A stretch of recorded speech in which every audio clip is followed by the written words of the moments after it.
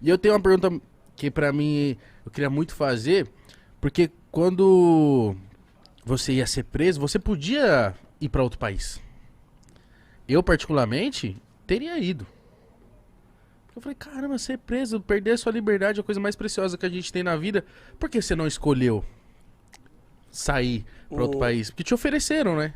querido Igão, é uma coisa.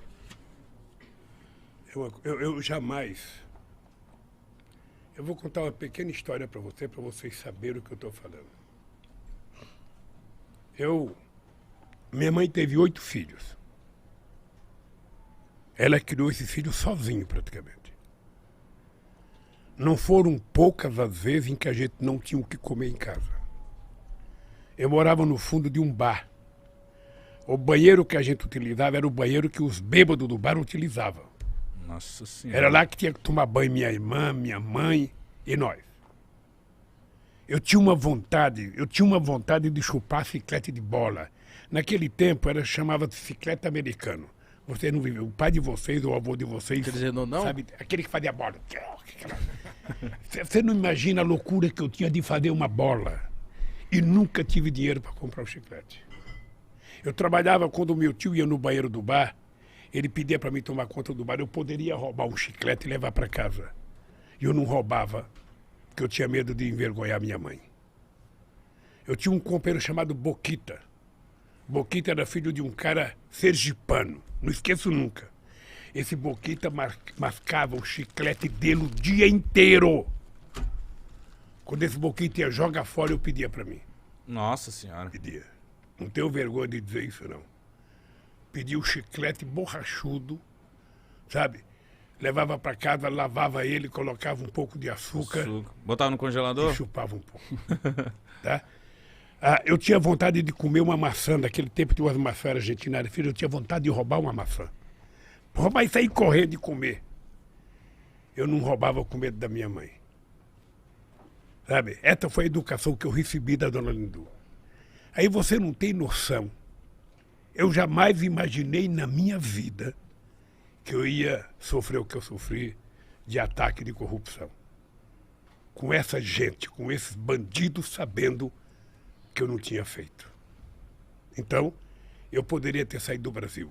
Eu poderia ir para outro país, eu poderia ter ido para uma embaixada, mas eu tomei a decisão de que eu tinha que ir para Curitiba, eu tinha que ir para a Polícia Federal. Eu precisava provar que o Moro era mentiroso. Eu precisava provar que a Força-Tarefa de Curitiba era uma quadrilha.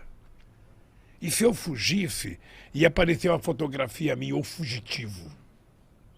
E eu não tenho mais idade para isso, cara. Eu tenho um bisneta, eu tinha que honrar a dona Lindu. Então, graças a Deus, eu provei. Tô até hoje, perguntando para esse Moro, diga, tá, o que eu roubei? A sentença que ele deu para mim, sabe qual foi o crime que eu cometi? Qual? O crime é o fato indeterminado. Eu fui condenado por um fato indeterminado. Que esse sem vergonha não teve coragem de dizer. Ele poderia ter dito. Sabe? Então, é muito duro. É muito duro você estar na sua casa, junto com a sua família, e você vai à televisão ficar 20 minutos falando que você é ladrão. Falando que você roubou. Sem mostrar absolutamente nada. Sabe? Então, isso foi muito duro. Eu jamais imaginei passar isso na vida, jamais. Essa é uma marca profunda que eu vou levar na minha vida, sabe? E eu ainda vou pensar bem, mas em algum momento eu vou processar, porque nem que for um tataraneto meu, quinquaraneto, sextataraneto meu, um dia vai ganhar um processo contra essa sacanagem que fizeram comigo. Você ficou quanto tempo nesse processo? Eu fiquei preso 580 dias. Mas o processo foi 4 anos de denúncia, sabe? E aí eu sou agradecido àquele pessoal que fez a vigília para mim em Curitiba, aquelas pessoas que ficaram lá, embaixo de chuva, embaixo de sol, sabe? Eles cantavam todo dia de manhã para mim, gritavam bom dia, presidente, boa tarde, presidente, boa noite, presidente, durante 580 dias. Então é uma coisa que marcou a minha vida. Eu saí da cadeia um outro homem, tive a graça de Deus de sair, sabe, para Cajacajanja, sabe? Ela morava em Curitiba, ela mandava uma comidinha para mim toda noite, sabe? Ela te conquistou pela comida. É. É destino, né? Conquistou mano? pela barriga.